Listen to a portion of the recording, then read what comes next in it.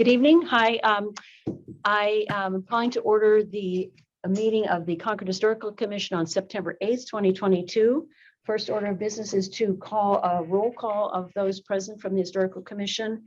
Please answer aye. Nancy Nelson. Aye. Michael Capizzi. Aye. Alan Bogosian. Aye. Jesse Cataldo. Aye. Brian Hanley. Aye. Melissa Saalfield. Aye.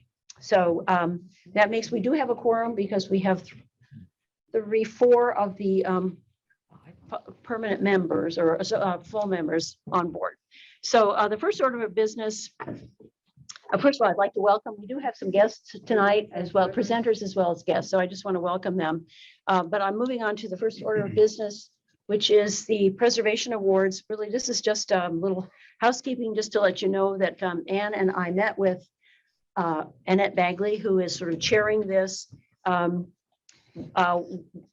couple weeks ago, we are putting together an advisory committee that will accept nominations for various awards, for the preservation awards. And I think that this is all on the website for you to see, but the different categories: adaptive reuse, appropriate new construction, proper rehab, etc. And these will cover from, I think, about the last 3 years. So we would encourage everyone to make nominations. You can go on our website and then fill out the form, make a nomination. Her committee, which will consist of herself, Peter Nobley, who we recruited to be on the committee. He is the outgoing chair of the HDC and will go off in January. So kind of perfect timing. She's also got a couple other people that she will be recruiting. And I would like to ask one of you, a member of the Historical Commission, to also serve on her committee. It's not a lot of heavy work, but the idea is, you will meet after the submissions are finally submitted, which would be February 28th, 2023. We're going to go through these and make a recommendation to the Historical Commission, which then makes the final vote. And then the award ceremony will be sometime during the week of May 15th. I've reached out to the townhouse that will reserve a night for us. So just be thinking about it. I'd like to come back to you later at the end of the evening. So that's Preservation Awards update. Next, Jim Sherblum, I'd like to turn to you, the Squaw Sachem research that you've done. I serve on a committee for the 250th with Jim, and he was talking about some of his outreach to the Native American tribes in the area. And I asked him, well, what do you know about the Squaw Sachem issue? And take it away, Jim. Okay. Well, it gets a little tough trying to figure out how to refer to this person, since she spoke a language which was a form of Algonquin, which wasn't a written language, so she doesn't have an alphabet. And the next generation, she was about 40 when she first started interacting with the colonists, and her whole generation don't generally have English names. The next generation, including her kids, all were assigned English names in order to make it possible for the English to talk to them. Because as you saw, a number of the Algonquin names, it's hard to figure out how you would even put them into an English alphabet. And so as best we can, people try to do it phonetically in the 1640s and 1650s. But it's now, as I pointed out, there's groups that have been reorganized: the Pequot down in Connecticut, the Wampanoags down in Cape Cod, the Poconokeets in Rhode Island, and the Nipmunks middle Massachusetts, and are trying to reconstruct their history, much of which was actively worked to destroy, and most of all, which was passed down orally. So they all change over time. So if you ask any of those 4 history museums who was responsible for Musqueam River Valley, they'll all say that was ours. So it's hard working with the records to sort it through. But I pointed out there's 3 recent books that have been quite useful. Dennis Knoll's 2001, The Indians of the Nipmunk Country in Southern New England, who talks a lot about the Nipmunks from between Musqueam and the Connecticut River Valley. Lisa Brooks' excellent book of 2018, Beloved Kin, A New History of King Philip's War. She points out that a lot of the early records confuse Weetamoo of the Sun Squaw of the Pocassets with her cousin of Mystique. So you have to be careful sometimes, because the settlers didn't make distinctions they were all squaw sachems to them. So the first reference I have was something indicating that the Sun Squaw of the Massachusetts tribe, which would have been Sun Squaw of Mystique, interacted with the settlers is with Miles Standish in 1621. The first one I know for sure it happened. She met with Governor of Mass Bay Colony, John Winthrop, and it was her stepson, Thomas Wabben, who served as translator, since he didn't speak any Algonquin and she didn't speak any English. And so we have a good record from Winthrop of that meeting and him getting permission for them to expand north of the Mishwam, what we now call the Charles River. There's now the local history societies, particularly Natick, which was one of the original indigenous praying Indian villages and kept its records for the first two generations in Algonquin, starting to post online some of the things. And so most of what I know about Wabben now comes from Natick's Historical Society. But Medford more recently has started posting about both Sunsquaw and Nepashanet, her husband, in Medford, in the Mystic River Valley there. So we have pieces of that. And Wikipedia now, the last 2 years, has been popping up one after another of these people and trying to trace the heritage. But you quickly discover when you go tracing it that the stories overlap and have gaps in them. So what I can tell you is a lot more than I could have told you 3 years ago, but it's still not entirely satisfactory. What we do know is that Sunsquaw Mystique, I think, was close to 40 when she first met colonists. We know from her, that is a title, that's not her name. It's not what her parents would have called her or her kids would have called her, but that is the formal title. It's the only title ever used in all the written records where she's made agreements, including the one with Concord. And that title tells us that she was a female indigenous leader of the Mystique clan of the Massachusetts tribe of the Algonquin language people. We now, looking at some of the other research, particularly the Wikipedia listings, can be pretty sure she was married to Nanapashet of Mystique, who died in a battle with the tribes further north, the Abenaki, or called themselves Micmacs. And that she had 4 children with him who have the English names given to them of John, James, George, and Abigail. But I've given you the phonetic spelling close to what the Algonquin names would have sounded like. It appears that after the epidemic in 1616, 1617, that small family moved out to Musketaquid, which was the westernmost of the Massachusetts villages. And they had an alliance already with Tehasquan, who was the sachem on the Nipmuc sachem on the far side of Musketaquid, and he owed them allegiance. So it looks like, to get away from all the deaths, which were more than 90% of the people in the villages along the coast had died in that epidemic, that they had gone to as far west as they could go and stay in their territory. After that, when her husband dies in the battle, she marries Wibakawit, who is a wisdom teacher or a medicine man, and gets a stepson, Thomas Wabben, who is probably one of the best documented people of that generation that we have in the indigenous side, who then goes on and meets Laxton in Shawmut, which is Boston, and marries Tassoon, who is Tatahattan's daughter.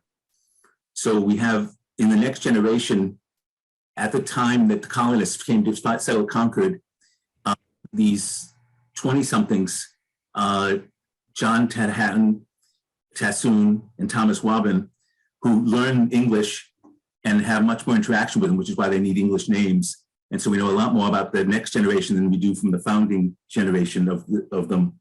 But I gave you what we know from the records, where her sons ruled, and it appears that she was recognized generally as the supreme sachem for all of the Massachusetts tribe, the 10% that were less that were still surviving. And after the outbreak of infectious disease, which got to the Musketaquid River Valley in 1633 and 34 and wiped out much of what remained of the Massachusetts tribe on this side of the river, it appears that they reconsolidated on the Nishotic Hill side. And that's why it is mentioned in the first writings about England, where you should settle, saying Muscataquit River Valley now has got an abandoned village that would be very good to settle in. And so when Massachusetts General Court granted Willard and Buckley the 6 square miles along Muscataquit River Valley, it was basically to be the next west after Watertown, which reached quite far out, at the edge of the territory that they had at that point had taken control of.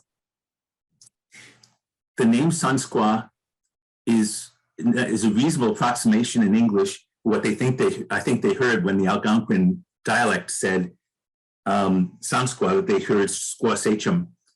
And so at the time they were using that term in the 17th century, it's probably not derogatory. It's probably trying to be descriptive. But as unfortunately in the 19th century, squaw became a very derogatory term, particularly in the western parts of the United States, for any Indian woman. So it now sounds derogatory to our ears. And I mentioned as the last thing there is this whole thing about Jethro's Tree and the depositions that they did in 1684 to try and show that they bought the land. It is completely ahistorical. There's no records on anywhere before 1684 that there was any purchase of land for those in those first years. They did buy land later, but in 1636, it would be an exchange of gifts. And in 1637, it appears to be a settlement because the new grist mill and mill pond destroyed an important fish weir, which we do notice there on the mill dam. But that's probably a thumbnail sketch of what I know and what I can tell you. Any questions? I'm happy to go into more detail. Answered all my questions. Yeah, well, a couple questions. One, I feel strongly that we ought to change the signage now that we know, the Jethro's Tree sign was right near here is incorrect. So at the very least, it needs to be taken down. And I have suggested this before as something for the 250th that we put up a different plaque that reflects the scholarship that we know as of now, and maybe in a couple more years. The other thing would be to ask you, do you think in our lifetime we will ever figure out what her real name was? It's quite possible. They're coming up with it. So it's somebody in some records somewhere, probably for the children. I'm finding for a lot of the early colonial records, they don't mention the wife's names anywhere, and sometimes not daughters. But when people are doing genealogies, they have fun discovering those names and listing them. So Peter Buckley's son, Charles, I have Parkinson's disease, so I sometimes have to slow down to access my memory. But this minister, there's nothing in the record of the church, much to my surprise, that mentions his wife's name. But it turns out I discovered when doing some research that he went back to Odell and married a widow who was a peasant woman who had a child. And that as a result, his father basically made him go to Plymouth to be the minister and raise his grandson, Peter, in Concord. So those records really weren't available years ago, but somebody by mapping these genealogical trees gave us a connection that Anka, Boss, and I could track down. Oh, May one day get it, but you could use probably the closest thing to what we would hear that shows the honor that she was held in would have been something like Chiefess of Mystique or Chiefess of the Massachusetts. You still there? Yep. Okay. Well, other thoughts, folks?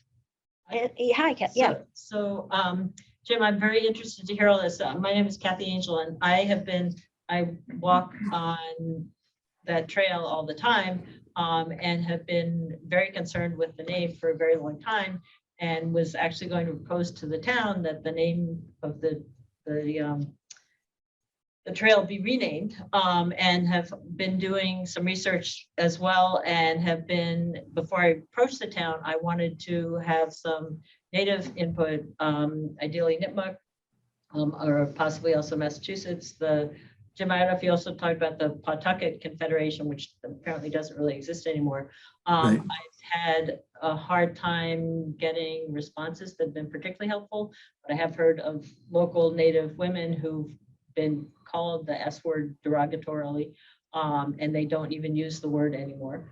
And that also there's at least one woman who's involved in trying to bring back the Algonquin language.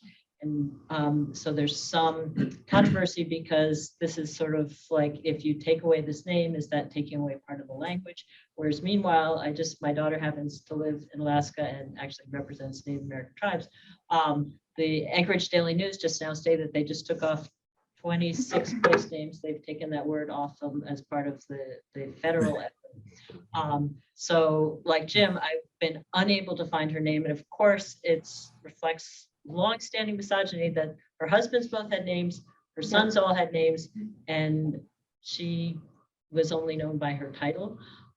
So I do think the town should change the name of that, but I also feel very strongly that we shouldn't do it without input from local tribes that feel that these are their ancestral lands. And I would also put one other thing that I would just throw out there. I know the town next week is having some small ceremony to mark the founding day of the town. September 12th, Yes. is that right? Yes, and that's right. I don't know if you all are also involved in that, but I just feel as if the town should do a land acknowledgement at a minimum, if we're going to be marking the date of the, founding. So I have three thoughts on what you were just saying. One, if we want to honor the Algonquin, we certainly confer with the Wampanoag tribe, which is doing the bulk of the work on modern Algonquin. But I think they would be most comfortable with the Sonsqua being the phonetic translation of what they were saying when they said that in Algonquin. But it'd be interesting because Thomas Waban was involved with John Eliot in converting the Bible into Algonquin about 50 years after this period. And so they had to find some way. In the Bible, there's descriptions of chiefesses. So the question is, what word did they choose in Algonquin to represent the chief of the Bible? Which would be another way to look at it. I know that the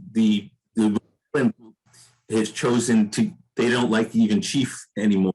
So they use princess and prince to describe the fact that these are hereditary leaders. It needs a clan approval, but if the clan approves, it passes from father to son.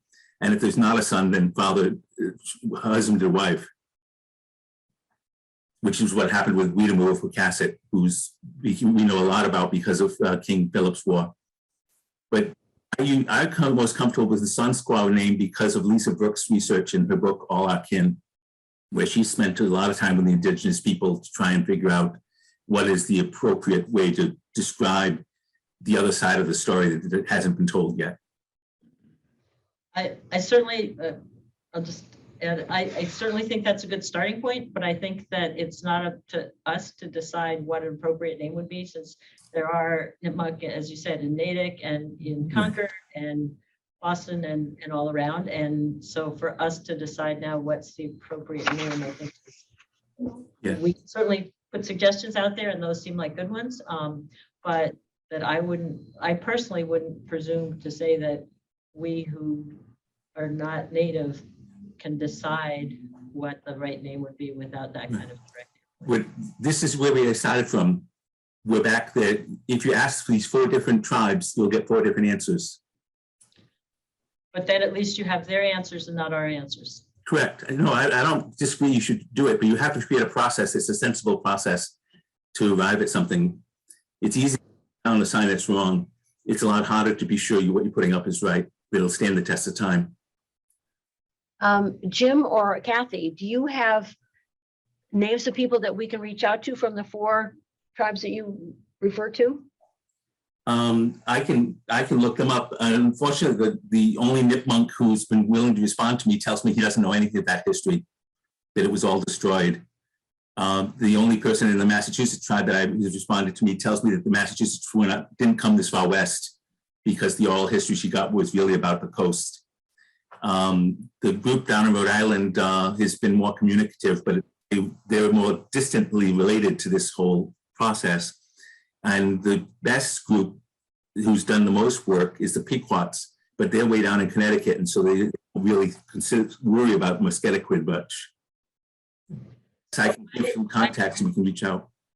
I've reached out to some people, and the ones who I've heard back from also are not Nipmuc, but I kind of was doing a bunch of this in the spring and then was not getting some answers. So I kind of put it on hold and have only recently sort of resurrected it. But I have heard back from the United American Indians of New England.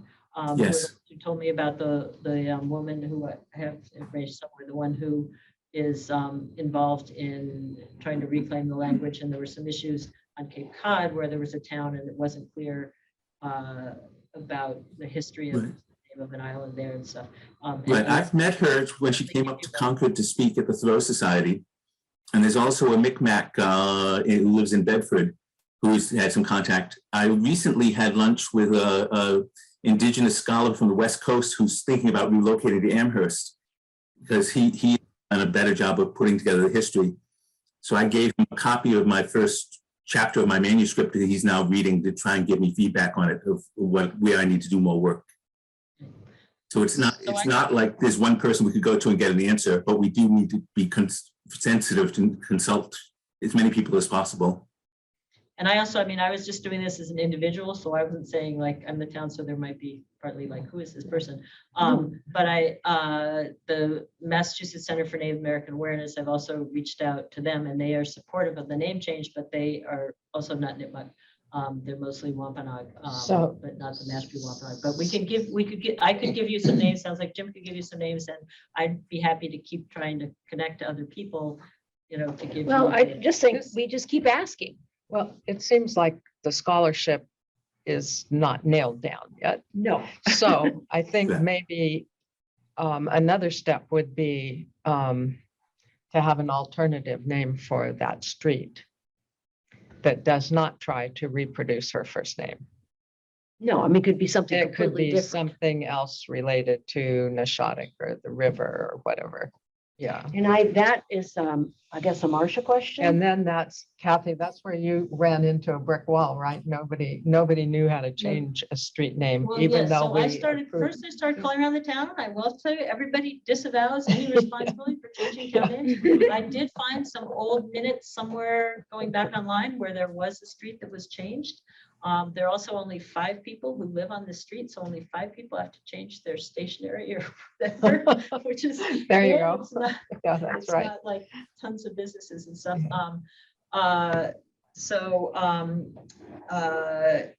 The plan, as I understand it, the planning board is the one really responsible for names, but you all have also signed off on names historically, including this one where. Well, we don't sign off. They give ask us, we recommendation. make a decision, and then I think we're ignored, but whatever. Oh, I thought the last time when they did, But we I don't thought have that- any authority. It's No, just, no. Well, there was No, at it's least one, recommendation. there wasn't a change, but there was a question about, no, it was part of the change, and it was a street in West Concord. And the historical commission at the time felt that one of the names out of the list of 3 or 4 Well, there's was one more actually just historical. on Main Street, you know, On that this new. side of Route 2. Yeah. So that the town came to us and said, these are the 3 names. What do you think? And so we voted and, but again, the town will make its own decision. But I think knowing that we've brought this up and much more thoroughly, we've had a meeting. I feel very comfortable going to Marcia and saying, you know, we're going to pursue this. Maybe we go to the planning board. Well, what are you going to pursue? That's something I don't know. We don't know her name and we're not know, likely. and to we don't her know. name, And so if the town would be willing to just come up with some name that is associated with something Nishotic else. Hill. So one thing I would say is that, and again, this, I think we should volunteer, but this is a street that was trying to honor somebody and they used a name that unfortunately has become derogatory. So if my feeling would be that if the town is still trying to honor her, that we should make all due efforts to find a way to still honor her. Mhm. And if it's impossible to do that, that then making it Nishotic Trail or Musquetaquid Trail or whatever would be appropriate. But otherwise, we not only doesn't she have a name, but we've wiped her out of history. of Yeah, Concord. well, that's why I feel we need to change this Jethro's tree Right, so thing. that's- That's And we need to another put thing. up a new plaque that, and we're not, this could be our part of our contribution to the 250th, because part of the thing for the 250th is to, we'll get to this, our preservation plan that we're going to talk about is to rewrite the history that's inclusive of the Native Americans, the Blacks. I mean, none of that was even extant in that document. So this is an opportunity to incorporate the rest of the history that was described. And I think it's great that you guys So are doing I that's something to, I don't know who I'm sorry, Jim, yep. Before I leave you, let me leave two other thoughts. One is Tahatton's name's misspelled on the street that's right next to there. So if you're going to change one indigenous name, you probably want to correct the other one. I didn't. They shortened it. I don't know. What street is Well, that? Tahanto, is there a Tahanto? No, there's it's on the big green that used to be Wheeler Green. Oh, the green up there. I don't know. Oh, Right. Willard, up in Willard Common? The Willard, no, not out of the top, just out of the bottom. So if you were coming up Musketequid, and if you would go off to the right to take you to Squaw Station Trail, if you go off to the left at that green, that little stretch of street there has got his name in it, but it's misspelled. You mean I don't know. Adawan? I'm not. Adawan, yes. Adawan. Adawan is what it's called, and there's no such person. Oh, so you think that they were, when they named it Adawan, it was to honor Hatton? Correct, because those were the two leaders on Nishotic at the time that they did the original colony. No. Tehattawan. Oh, I see, Tehattawan. Oh, got you. May have been a nickname. Adawan. And the other thought, if you wanted a simple name that would honor somebody who grew up there at that time, that would be Tehatawan's daughter, who ends up marrying Sun Squaw's stepson, Wabin, and her name was Tassoon. And so you could honor that family, maybe perhaps with making Tassoon Trail, which would be an easy name. Again, you're moving from the one generation to the next in that case. Okay. Okay. Well, thank you. You're welcome. So I think we got our work cut out. So one quick question, the scholar Lisa Brooks. Brooks, is she in the area by any chance? She's in Amherst. Yeah. Oh. Out at Amherst. If you wanted to consult somebody who is consulted with all of the different tribes that are now existing, that Lisa would probably be the one to talk to. Okay. Okay. Well, thank you. When you say she's at Amherst College or UMass Amherst? College. Okay. Jim, can you, I'm forgetting the name of her book again. Can you, it's Kin something? It's Our Beloved Kin, A New History of King Philip's War. She also the publisher put together an extraordinary website, Yeah, which that is was amazing. pages and pages and pages of scans of original documents and land deeds. It's Oh, one of the wow. most remarkable digital So Wow. you're things I've familiar, do you seen. know her? I know of her. I don't know her personally, but I was going to write her about this. But her website is just a tremendous resource. Okay. Well, Jim, thank you so much. I don't know, what are we, So the one thing I can offer is that, and Jim, see, I don't know what you think about this, but I think there are people who would be willing to write some kind or make some sort of statement of support of changing the name, even if they or their tribal group don't have a specific, they're not Nipmuc or whatever. And if that would help in the process with the planning board in the town or whatever, I think, I have had people say it's like, we're not Nipmuc or whatever, but yes, we support changing this name. It's a derogatory name, whatever. So if that's helpful in the process, that Well, is yes. another thing to think of, even if you talk to people and they say like, I don't know what her name was, or, I don't have an idea for a name, but yes, you should change it. So I think, Jim, is that your sense too, that there are groups or people you've spoken to would be willing to? Yes, lend and support to that? I think what we need to do is figure out something we're proposing doing, and then we could get people to support it. Going to them and asking what should we do is probably not going to get us very far than everybody agreeing to something. Yeah, I think we need to come up with a plan, because I also think if, if the idea of naming Etowah was supposed to be to We're gonna Hattawan, Come up with a plan all by ourselves, or are we going to talk to the people? we have to figure out what we're gonna do next, our next move. I mean, first of all, I don't know who to go necessarily talk to, the native tribes. That's what I was asking. Yeah, Who are we reaching out to? okay, yeah. Um, I think that's the first step, probably is a discussion.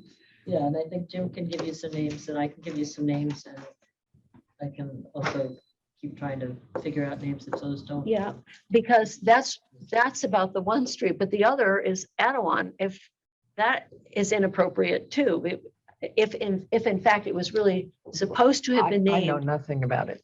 Well, I mean, I know the street, I know Yeah, people well, who live on it. that's what I mean. We know nothing about it probably yet. Yeah, so we don't know how it ever got its name.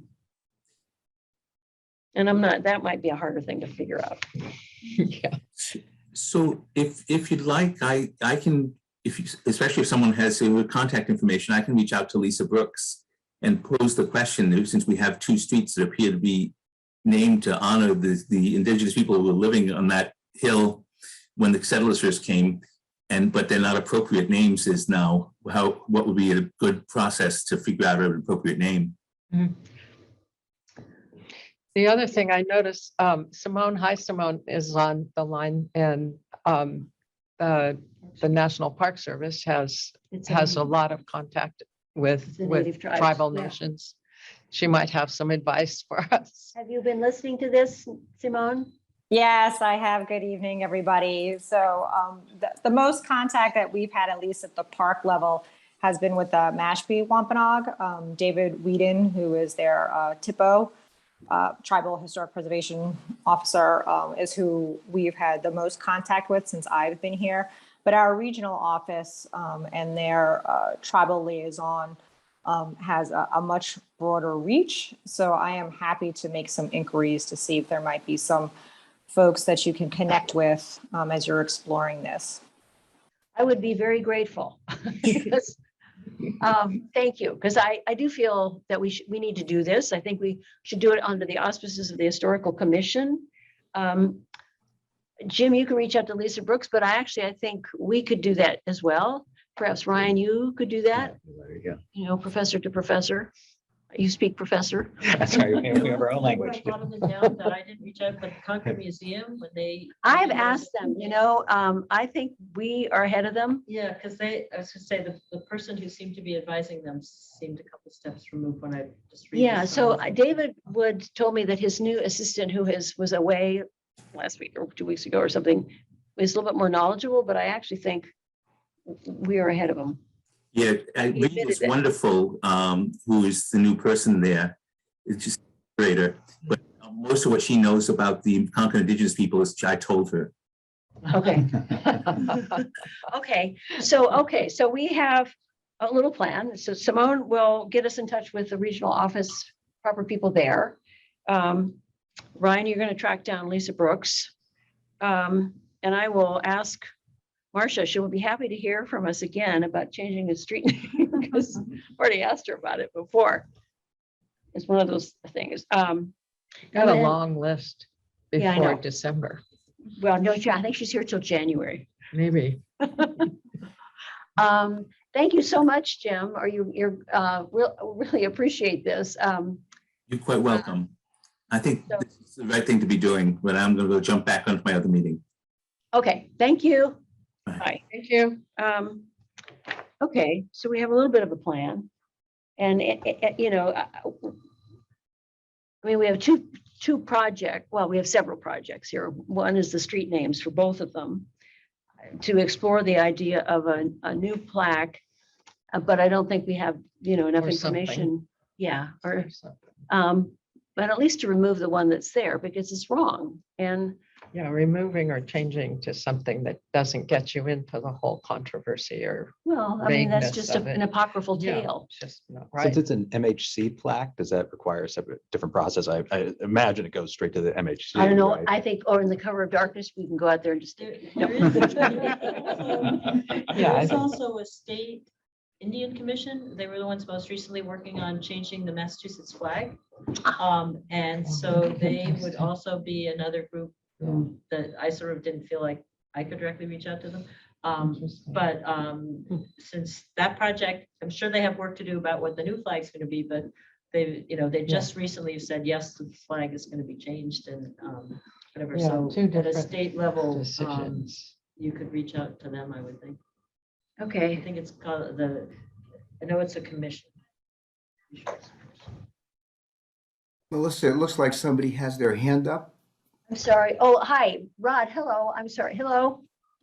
Hello, Melissa. Rod Rydell, 324 Main Street. I'm going to be a speaker later in this agenda. I just asked a question.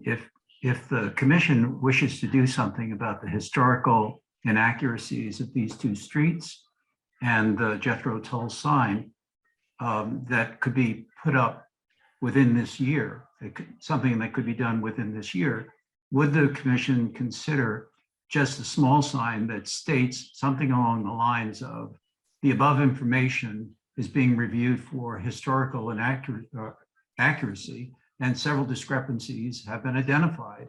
The commission is dedicated to correcting the record and will revise the signage as soon as possible, just so you notify people that there are some historical inaccuracies there. That strikes me as something you could do quickly, as opposed to getting the historical record corrected, and at least notify people that the town is trying to correct the accuracy of the Yeah, I like and the that. intent. So it's up to you, but that's, I like thank you. that. Thank you. So thank you. I just I don't quite know how to go about doing that, but Well, it's easier Call the than, town. it's easier than doing a historical statement of significance Well, I'm not that we gonna- yeah. don't know. Yeah, so I mean, the we're other trying thing, to find if we out. had, We know it's wrong, we know it's wrong. so Um, that's I mean, saying I don't know something. if you can just put something over it or something attached to it. I don't know. I've never seen that done in Concord. It would be a first. It'd also be nice when we get this new newspaper, this would be an excellent story to pursue. Yeah. And it might generate, well, it would definitely, I hope, generate interest, but also maybe some folks who have some knowledge Yeah. speak, get in touch with us. Yeah. The paper's supposed to come out in October. So thank you, Rod. Okay. Okay. So I think we got a lot of strands there to pursue after this meeting. Thank you, Ryan. And I will reach out to the town, and I will, Simone will give me those names if you have some names. Yeah, I'll be happy to pass on. And then if it's appropriate, if it's okay with the commission, I will, if I have emails, it would be easier, of course, I can write on behalf of them and just copy everybody. It's just information I'm seeking, and I don't think that's violates any open meeting law. Does it? No, Oh, just say no. it's not deliberation, it's So I can just send information. it to you. Yeah, right? Yeah. yeah, Okay. yeah. Information, yeah, and I can let you know, like some of them people I heard back from, and I can just forward you Yeah. the emails I got from them or whatever. Is that okay? Yeah, absolutely. Yeah, and it's just, I wish I were, last night I went to hear Doris Goodwin speak, and I just thought, God, I don't even know Oh. how to begin to do all the kind of research that she. Yeah. As Jim has said, it is, I mean, partly because the settlers did such a good job of trying to wipe stuff out. Yep. There is a lot Yeah, that's very yeah, confused, and also we are, as Jim said, talking over a period of time in which the tribes didn't own their land, and so there were different tribes that were there at different times, and some of them had federations and whatever. So I agree with him that there's not going to be like a person or an organization you can go to and get one answer. Yeah. But I would think you could at least come up with some possibilities for names that people could then weigh in on and get some sort of consensus. No, thank you. Thank you. Well, thank you again for your work that you've done and bringing. Well, it I'm to- very happy that you guys are God. doing this, because I was sort of trying to do it on my own and try and start with some of that information and suggestions from the tribes before taking it to the town, but the town. Well, we're working on it slowly. So thank you very much. Okay. So we will move on to the Wright Tavern Preservation Restriction and Tom Wilson. So you want to come join us or whatever? And also, I presume if you have slides that Ann has them, Yeah, or, that's fine. or you want to just distribute stuff or whatever, whatever. So I have the handouts. Yeah. There's one other piece that I have on my handout that I got a little bit this morning. I'll tell you about in a second. Okay. But I thought there was two things that I want to talk about. One is the preservation restriction, just where we are with that. And the second question is sort of an update on the project itself, because I think, and there's some things that are developing. And I know you've got some questions about sort of where we are on various design elements. And so kind of state kind of where we are, we're What's happening? Yeah, things I are think- starting to take off. Yeah, And so I it's think really for exciting. purposes of the Historical Commission, though, you know, our only involvement really here is the preservation restriction. Right. So you don't need to get too much into the Yeah. weeds. I mean, the CPC has a lot more, which Nancy's on, Sure. Yeah, um, you're right. has a lot more interest in a lot of the specifics, but I think for Yeah, our I purposes, really, it's the And you preservation gotta, restriction. And you know, I mean, I will go back to my two questions. One, ultimate designated use of this building Mhm. and the public access Mhm. question. Right. And Okay. I don't know if others have, but those two are. questions. Those are primary in my mind. That's fine. actually. So so kind of what the preservation restriction right now is in the hands of the town's attorneys to review. We went back and forth a couple of times. There were some concerns at First Parish that what happens 20 years from now, 50 years from now, when there's a requirement to have public access to building well beyond whatever we spent from the CPC funding, you know, the CPA funds. You know, now we're 50 years, so those things need to be redone anyway, kind of thing. So like, what do we do with that? And so there's a lot of discussion in the First Parish about that. And finally come down to, and the town came back and said, okay, what we'd like is to have it open at least 12 days a year. But you can determine when that is and for how long and all that sort of stuff.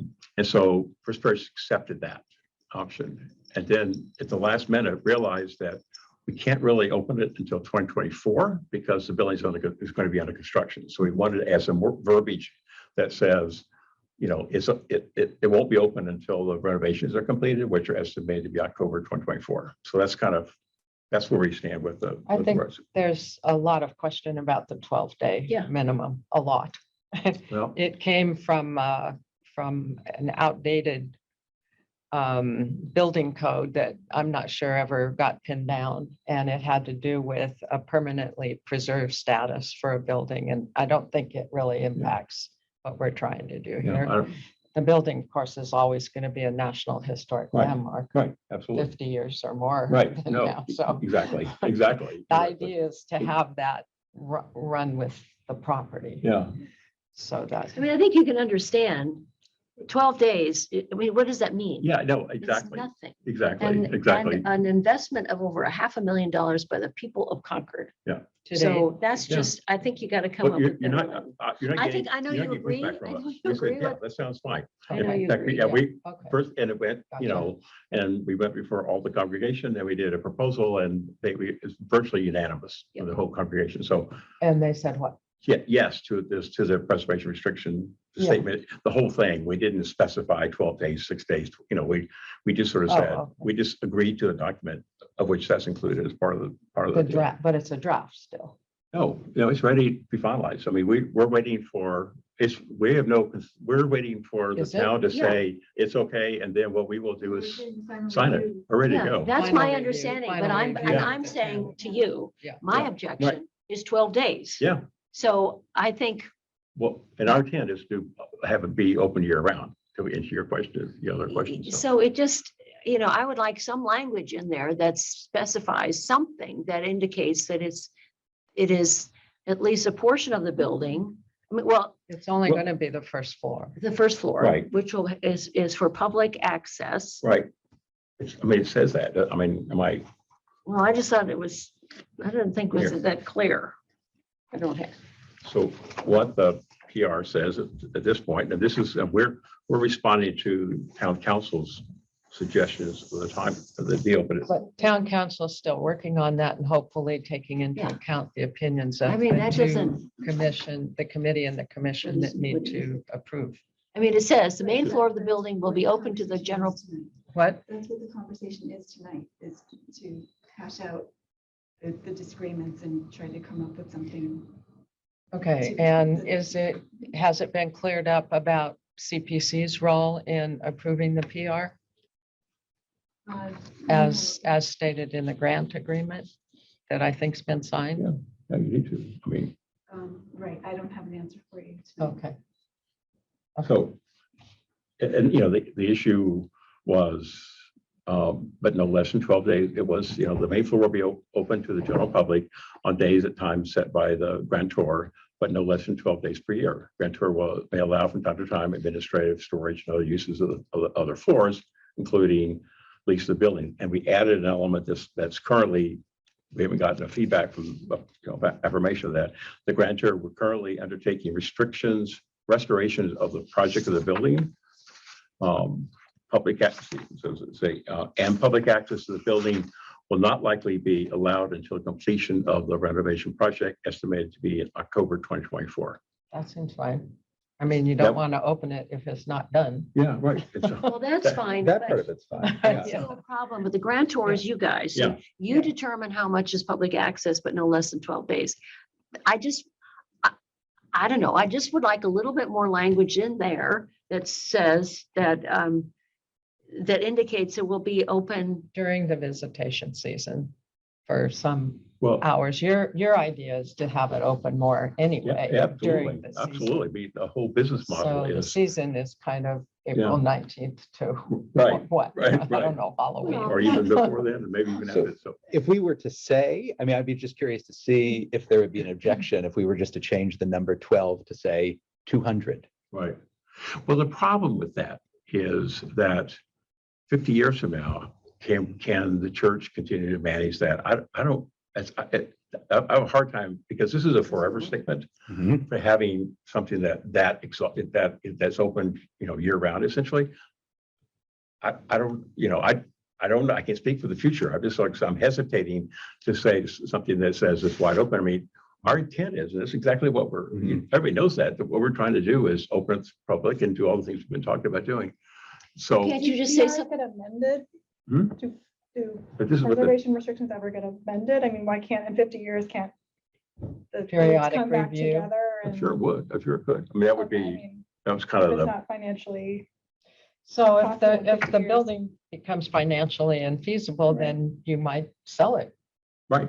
So- Or you turn it over to the Minuteman National Park, or you turn to like museum, or you have somebody else. So, I mean, there's a lot of options. And so I guess my question is the 12 days was proposed by the town, I know. and we accepted that. So, Well, it's easy for you to accept because you're the grantor and you get to determine how many days it's open. That's right, all I would like to, just some indication that there's with the intent being to, There needs to be a higher floor.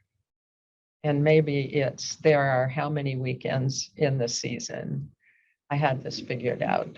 So Well, I at mean, like least 6 the months out of the year, weekends- so at there's- least the weekends for 5 or Mhm. whatever.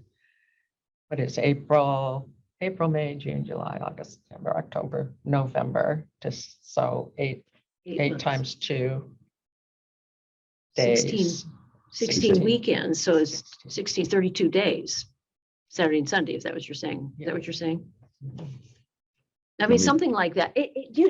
I just what's the feel concern? like we're just, I guess what's It's the a this concern? could be the same concerns, but on the opposite end, that in 5 years, the grantor decides they don't want to do this anymore and the town has invested so Yeah, much no, money okay. and they move it down to 13 days per year. or just- the minimum 12. Right. I mean, if we did that, it would not be financially feasible as a program for the church, because the church, because we're renovating the first floor, and there's lots of things we can talk about that. And so we're gonna need to have traffic that comes through there and people buy tickets and to go through. That's how the church is gonna make money on the place. It's not gonna get it through, you won't be able to rent the first floor because it's gonna be. Right, I Reserve. understand that. It's And also, so I guess yeah, I mean, I don't, I'm trying to like, I can't speak for the church. I'm just trying to say it. first of all, I thought it was its own entity. It's not the church. It was a 501c3. I thought that was, The Well, Legacy operating. Trust is a The Legacy separate. Trust is leasing the building from what we're doing, the model is that we're signing, that's like a 5-year lease. We're working out the details now, but with the trustees to lease the building. And then we're going to do it, then we're overseeing all the renovations to it, and we're getting lots of a whole bunch of additional funding to do all the renovations we want to make to it.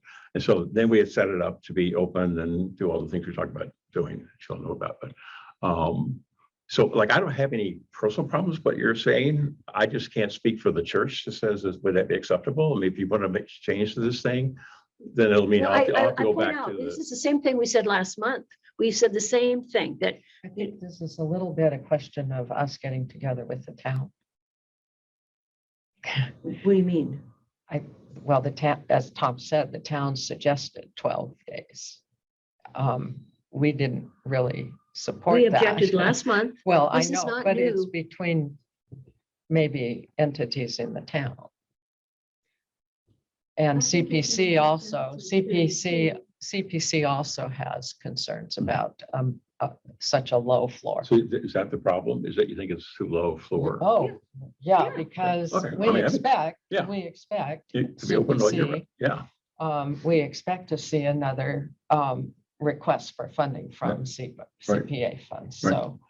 So I'm thinking, 750 to $1 million. right, Right. And what's the public benefit? right. And that's our responsibility to make sure that there's a public benefit. Yeah, Yeah, I mean, this, absolutely. And 12 days just, this is an intertown discussion, maybe. 12 days is too low.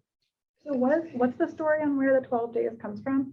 It came from an obsolete Massachusetts building code. And it applies to buildings that have been declared to be permanently preserved.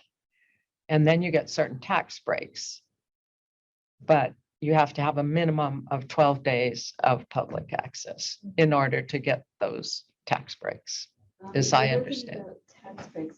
This was a. That's what I where read. Formerly worked, we applied for and received totally preserved status. Uh-huh. And that was the part of the building code that exempts you actually from quite a lot of the building code because it is a Yes, historic that, structure. yes, that too. And so that was where and so in the building code, this is a precedent, a legal precedent in Massachusetts, that there was a Yeah. 12-day minimum established for public access. Yeah. And I've heard, and it was actually through Lynn Spencer, that that low standard was set for historic New England properties, their study houses, because Oh. they're so fragile Uh-huh. and they aren't open to the public very frequently because they really can't handle the traffic. Yeah. So that was a discussion that must have happened. That's at the Mass interesting. Historical Commission. And I did uncover stuff that directly linked that to tax somehow. I don't recall right now. well, all but- of this is a but nonprofit, that's so what it's, What But we have Ann to pay said tax. is more important. We pay the property tax to the town for the building. That's part of the deal. So. well, but although that, interesting story, but it doesn't really apply to this building because there's commercial use in the upper floors. This building is not Usually, one of right. those fragile buildings. Right. It's Right. a little difficult because So none of the much has upstairs is changed. ADA compliant and won't be with the renovations we're making. So it's still going to be very similar. But the issue is really the first floor and the access and the public access. And, our intent is obviously to have it open a whole lot more than 12 days. So, but, whatever you'll come up with, we were just responding to what the town said.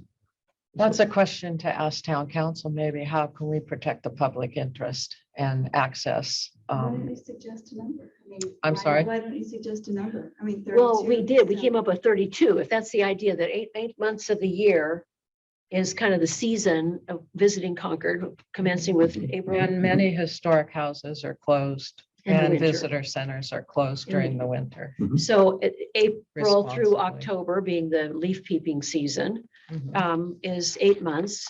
And there are 4 weekends theoretically in each month. That's 32. Actually, that's 64 days. Mhm. Am I doing the math? That's just basic arithmetic. Right. Don't ask me. But That belongs Right? to somebody So else am I in my right? family. I mean, maybe not every weekend, but that's presumably 64 days in the, Out of 365, it's not. I don't think that's much to And ask. volunteers now, I know Arlington's visitor center staffed by volunteers. Our visitor center has been in the past too, and still is Yeah. a lot. I don't know how much. But And you so, have, and you have a gift shop. yeah, associated with that, I know it, I That's know our it. plans are. Before we- That's our plans are. I'd like to move back to what is your plan for the first floor? I know there's Okay. a plan here, because that gets to the crux of our 64 days. Exactly, right. I couldn't print that. Okay, well, Here, Yeah. Is that yes, my problem? well, I don't. It could Yes. be. Is it you printed I it? printed Let me it, get- my printed fancy it? dancy new computer. Really? Did you get a Here we new go. computer? I did. I It's have all gorgeous. And there's one page Oh, to, I don't need it. so this is really schematic and showing kind of where we are. Ooh, this is updating me. So Is it? this is, if you go, this is not in the on the Yeah, this website, one. but this is. I don't have this. Yeah, this one's Oh, new. wow. Yesterday Ooh, from The schematic. advanced at Amaze Design. They are the firm who are subcontracting Oh, under yeah. Lynn. Mhm. And they worked on the Concord Museum. Exactly. They They work in worked on Concord Museum. Concord Museum. So they were suggesting, they gave some suggestions, and this, I mean, this is not public record because this is the first draft of an idea. So we have the committee and I looked at it and everything else. But here's the interesting point is, we want to change the entrance. And this actually shows in the handout that was on the deal, but Mhm. we changed the entrance where it is now. Right now, it's over on the far left-hand side where First Parish is. And we Mhm. want to have that for emergency exits only and move it over to there's a stairwell right on Main Street, but we need to redo that because we have to make that ADA compliant by adding an elevator and some other things. It's gonna be like a little lift like Lexington's Buckman Tavern has. Well, we're not, you know, it has to have, well, it has to hold people and it may, but so we want to make it something that's also distinctive, that make it, but not ostentatious, you know what I mean? So it's like, we got to create something as an entrance that draws people to that and easily coming up. And then what would happen is that this first room, which is now the L, which is, if we remember it all, this is where Compass had their offices. That's, we're gonna have like a gathering center. We discovered in the work we were doing for the PR that there was actually a door between there and the tap room. But now it's a wall. But we found signs that is actually originally there was a door. So our intent is that Yeah, because this people would was gather narrow. here, yeah, and then they would walk through and enter into the tap room, and then basically walk in each of these rooms, having displays and having experiences and having multimedia experiences or whatever, and then come back out and come back to the center. So there'll be a nice flow that the people won't be bumping into each other, and it'll hit all of the various buildings. There's obviously the restrooms are there and keeps people from going to the staircases, et cetera. And in the back, you know, hopefully in the gathering spot, which is, by the way, what should be, because there's stories to be told about what you could see outside the window, what happened at Monument Square, what happened across the street, et cetera. So that's the, you know, and right now we're trying to do a couple of things. We're working on what's the structural needs of the building to still sustain 15 to 25,000 visitors a year. That's what Dr. Beth Williams is kind of what they're estimating. So if we could have 20, 25,000 visitors, we got to make sure the building can hook that, particularly this flooring on the sun porch room flooring has to be rebuilt because it won't take 100 pounds a square foot. Other parts of the building are, but the flooring is. So there's work to be done, building. Number two, what's the exhibit going to be like? So multimedia, flat screens, visual displays, cases, we don't have a lot of stuff. And so it's really gonna have to be experiential. And so what are the stories that are gonna be told? And we've got a lot of work we're doing on that. And the third piece is really the media itself and the content itself in terms of how it's gonna be displayed and how people are gonna experience it. And so the idea they'll experience both when the militia were there, when the British were there, the Provincial Congress, we want to deal with issues of Indigenous people. We want to deal with issues of through the life of this building through the Transcendentalist period, although it was a residence in that time, but the things that happened in that building over time. But we're working on the stories and collecting the history. So that's one of our streams of projects. So you can see what we're trying to do with this thing is really make it something that is going to be able to have a lot of traffic and do something. So is your plan to charge tickets? Yep. Okay. Yep. How did the figure of 15 to 25,000, how does that compare to say, visitorship? Calculator. Yeah, so I was actually just over at Buckman, just in thinking about this and how they might compare. Do you happen to know their numbers? I don't know their numbers. I mean, I think they told me that we met with them 6 months ago or a year ago. I think they said 15,000 was their visit rate, 20,000. Okay. I know that the Concord Museum gets over 40,000. I know there's over a million. Well, like Orchard House, 40 to 60. Yeah, depending. 40, 60. So 20,000 given the location, Okay, that may be conservative as a number. Well, especially since it's going to be only open 64 days out of the year. Exactly, but and that- probably more. I mean, because during the week, but at So So I minimum. was trying to divide 25,000 people. So we have we're trying to build a 5,000. business model, if you will, that allows us to be sustainable, and it's through ticket prices and some level of tchotchke sales, but mostly it's going to Yeah, be. but also you're getting rents from however many tenants above this. Yeah, well, but we're going to have a hire a staff. We're going to have an executive director, head of programs, head of development, whatever. So we're going to need staff. So that's the second floor is going to be primarily for that. And we'll see what else we need on the other space. We've also talked about renting it to places to other affiliate organizations that need office space, like Freedom's Way or Robin's House or other people if they need space. Can we create some alliances up there as opposed to doing it from a commercial? But once again, I'm giving you sort of plans and ideas. I understand that, but you can appreciate, go back 2 years, two Yeah. plus years, Yeah. where we asked very similar questions. What's the plan? You come up, I mean, it's a lot of work's been put in the last couple of Yeah. years, a lot of work, but it's kind of on spec. But given a couple of grants, huge grants, Yeah. in response to really no specific plan. Well, That's- we do have a strategic plan. It lays out this as I can show you the financial But you numbers. But these hear are- what I'm saying. These are plans. Over the course of time, you subsequently hired different people. So it's just a little frustrating. I feel like I'm speaking on behalf of townspeople Yeah, sure. who's being asked to make a gift to this and I think want to, but we want to know what our money is getting. Right. And it's an iteration each time.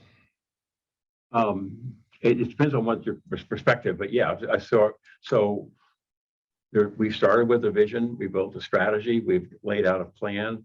From the very beginning, we said we're going to open up the first floor. We knew we couldn't use the others. I understand.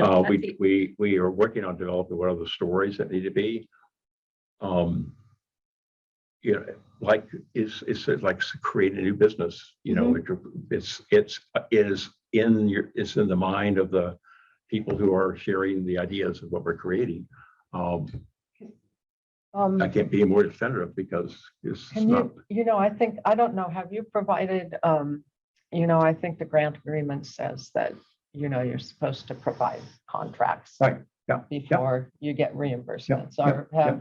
have you provided contracts Yeah. with the consultants Yeah. and so on and so Yeah. forth? So we Fine, can fine. see sort of, and then that's related to my other question is what's been done, if anything, on the building Okay, itself, okay. or is it all planning So, up till now? so if you go to the last page, it's kind of Yeah. where we are. Yeah, On the project. yeah, this was on. So- line, so right? The tenants, Okay, sure. We could not do any work on the building when there were tenants in the building. They moved out on August 31st. Yeah. Oh, perfect. Good. So we're now basically able to do some things. Is there a Lynn- plan for what you're going to do? Are Yeah, there yeah, drawings? yeah. and things That's like what, that? Lynn Have you Lynn seen Spencer those is. drawings? Have you seen the drawings for work? We're, this is what Lynn Spencer is working on. Oh, Lynn, I thought you said Ann has seen. No, them. Lynn No, Lynn Ann Spencer, has Lynn not Lynn seen Spencer is, those. she's. No, she's- I know Lynn. Yeah, I know. misunderstood. She's the one who's the developing the word. drawings and the Yeah, specs yeah. and they're gonna No, be I able know. to, so that's all.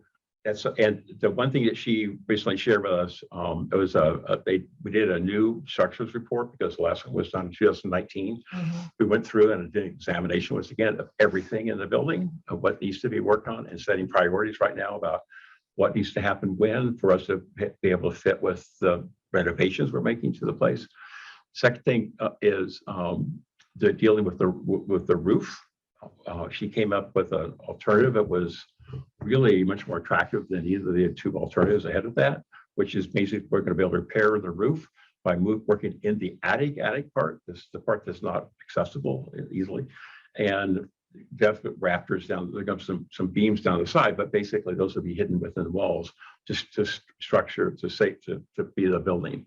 And I think it's less expensive, although it's hard to say now because things got so expensive with construction people.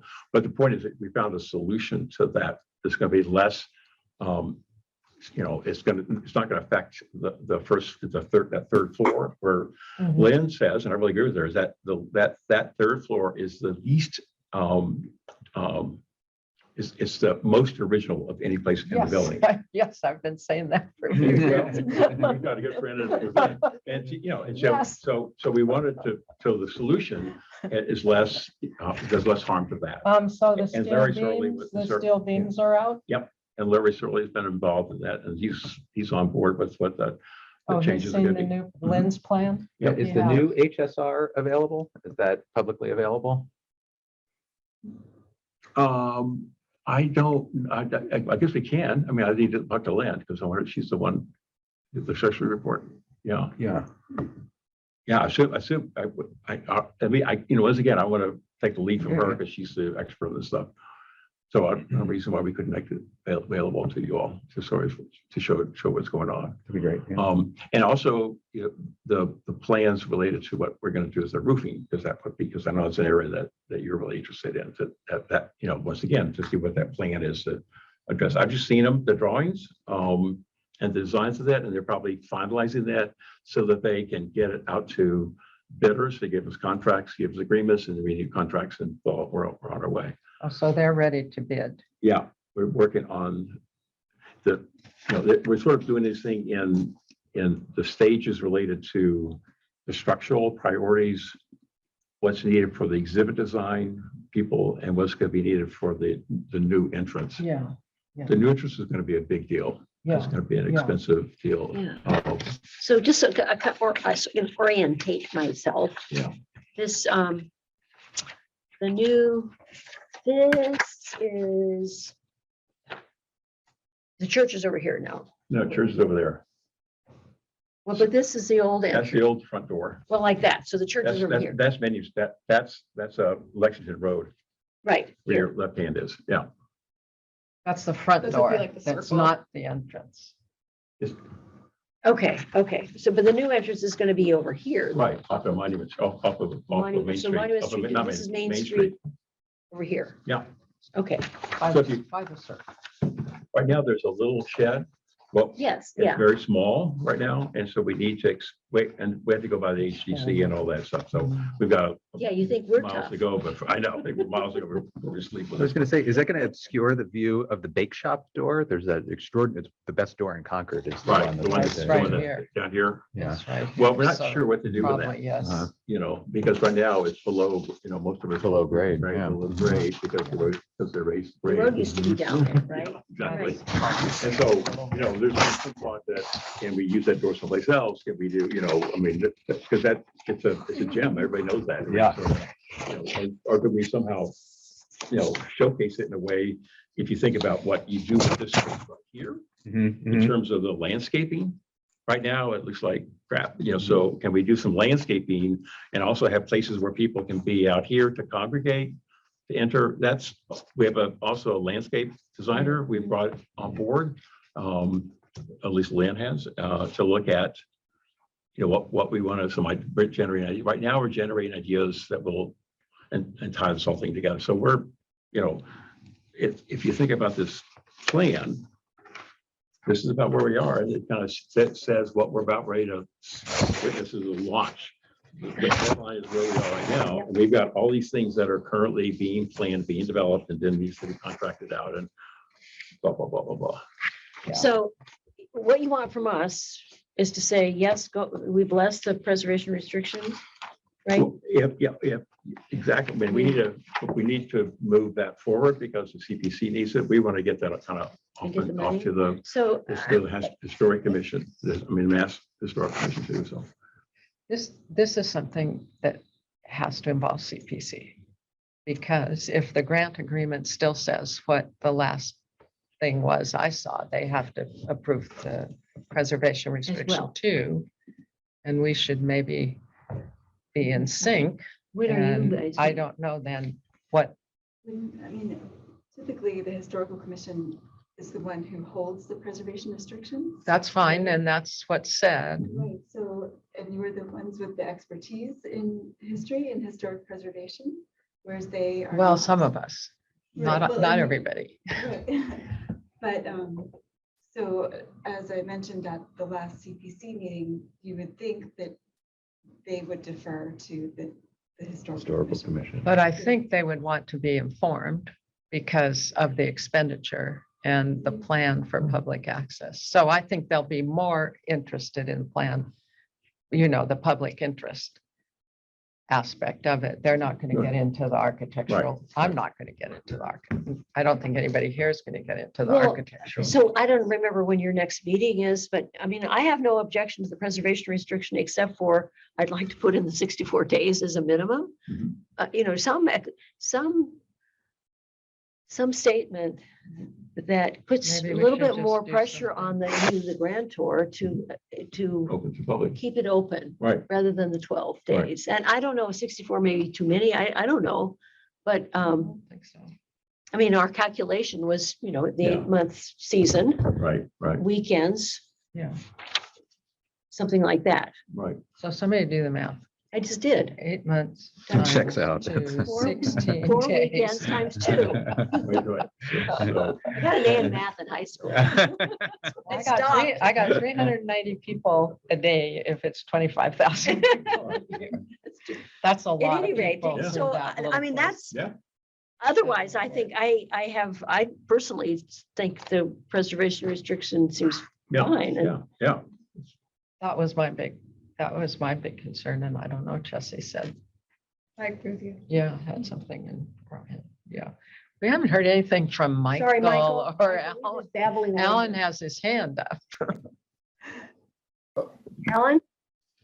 We can't hear either one of you. You have to announce yourself, No, Alan. but I was just thinking, I'm all in favor of increasing the number of days, especially during the summertime when everyone's on vacation and people are traveling through the town and they'll want to come in and they'll want to visit. So I don't know if 64 might be a little low, but I'm just saying, because you have June, July, August, and a little bit of September. And October, actually. Which is another very popular time. Right. But at a minimum, at least, I appreciate you can't know how many days you're going to be open because we haven't opened yet. We haven't opened down. But getting it up beyond 12 just seems important. Absolutely. So how did you get to 64 again? I'm 8 sorry to be months so. times dumb. 4 weeks a year, so 4 weeks a month times 2 days, which times is Saturday and 4 weeks. Sunday. So 8 months, though, includes November. Well, April, May, June, April, May, June, August, July, September, August, October. September, October. That's 8 months. 8 8 months. 8 months. Okay, 8 months. Okay. I just, Yeah, I think that works for me. and this is before global warming really kicks in. So I changed.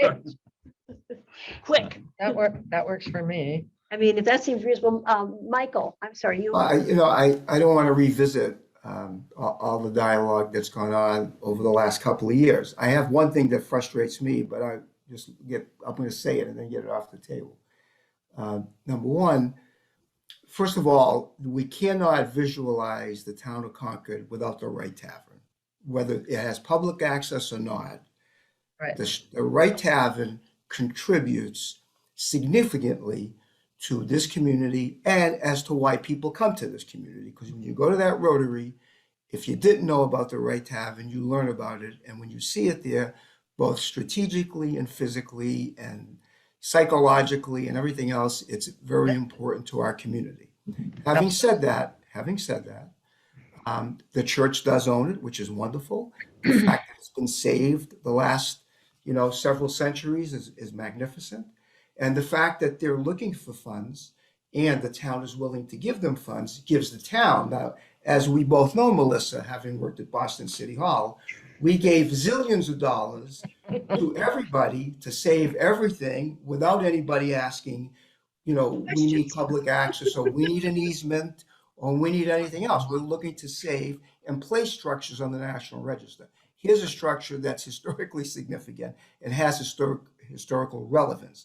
Now, on the other hand, what frustrates me, and I'm being candid, 2 years ago, and again, only because I was a developer and certainly know about construction, 2 years ago, what was presented to the commission, which I certainly voted for, was that we had some serious, I use the word serious, structural deficiencies that needed to be addressed immediately.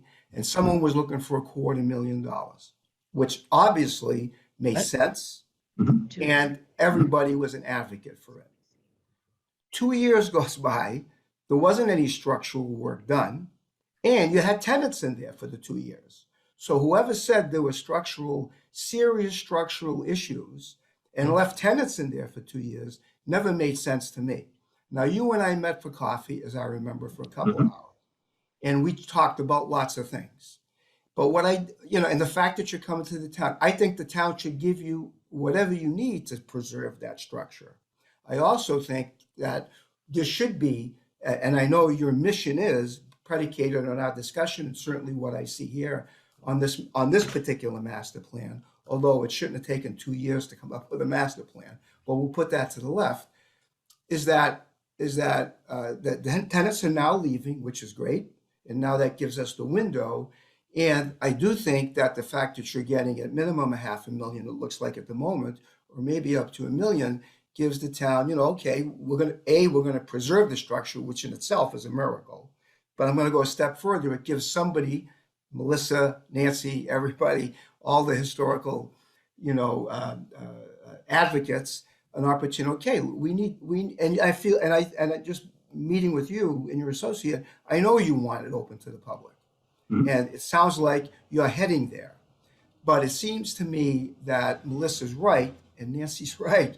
And I don't want to speak for Francesca, although I know she's an attorney and cares very much about that. Is that the worst thing that could happen is if they give you $1 million and then all of a sudden it does become, a law firm and no one gets access other than clients. So how do we blend that together? I'm not so sure that we alone, the historical commission, is the entity in the town that has the power to put that together. We certainly have the power to present our perspective that we want to see this structure used for what it means to America, and that is to have access so that people can appreciate it, enjoy it, and learn about our history. So having said that, it looks like the master plan backs into that, but I do think that somehow or other there should be some kind of a day issue that needs to be quantified. Who quantifies that? Is it us that quantifies it? Is it the town? Is it the select board? Is it the CPC town? Who is it that does it? And who should we be writing to say, this is what the historical commission recommends? I don't think it just should go to Tom or the church. I think it should go to the town and say, listen, this is what we recommend. How do we, is it an easement? So we make a recommendation. Is it an easement that's granted or something? I don't know. No, the historical commission makes a recommendation. To the advocate or to the town to then solidify it to become legalese. You need legalese here, right? Well, it's gonna, so if we suggest something tonight, is my understanding, it goes back to the town's Council, attorney, Right. Right, our attorney, right. to say, to accept our recommendation of 64 days as a 64 minimum days.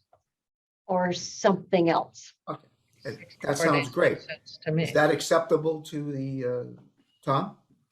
Well, I have two voices on it. For what we're doing in plan, absolutely. I mean, this is easy because Okay. we're just gonna do it. What I worry about is what First Parish is gonna worry about. And because I'm kind of like negotiating because First Parish has to think about, they've owned this place for 135 years, or whatever the number is. And they're thinking 50 years out from now.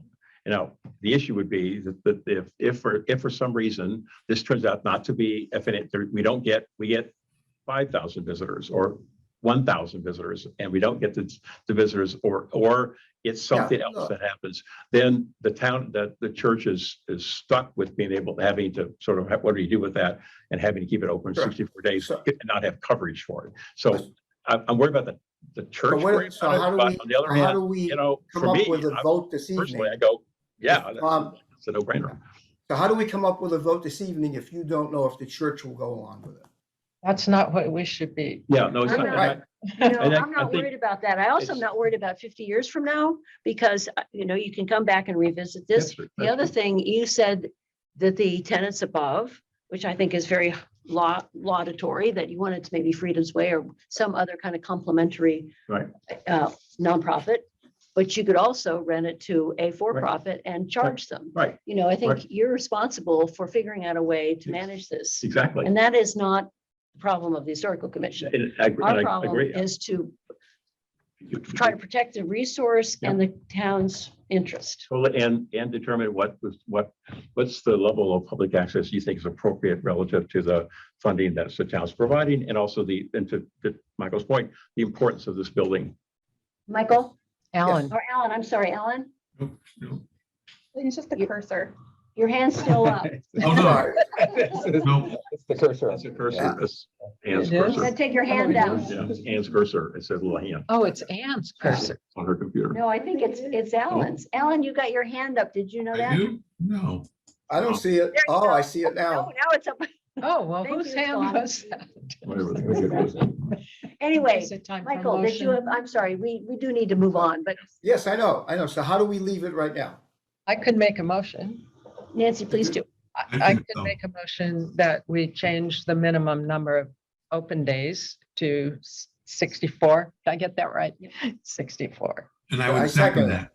Okay, so I all in third it. favor Third, of Roll call. a vote. change to the preservation restriction and be a minimum of 64 days, Mhm. say aye. Nancy, Aye. Michael, I, Alan, Aye. Melissa, aye. So that, you can't either. You can't vote either. No. Well, that's no fun.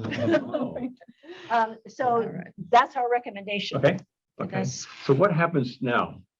Does it go back to the town council to Yeah. do that? And So then, do I need to write to town council or do you type? We would have the minutes with the vote, and I could send, just convey the information to the okay. town council. Okay, okay.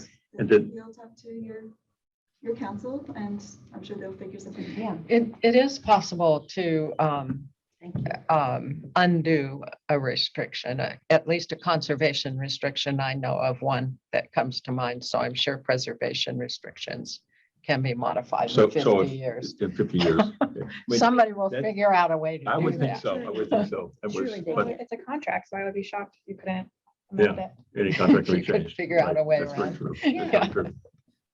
Thank you. Okay, thank you. I know. I mean, it's been a long Good. project. Okay.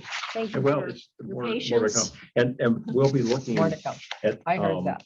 to talk to you all sometime We in the know. future about the designs of that entrance in terms of making sure that I'd love to find a way to get your support before we go to the HTC about what we want the design to Oh, look yeah. like. Because that's going to be really important.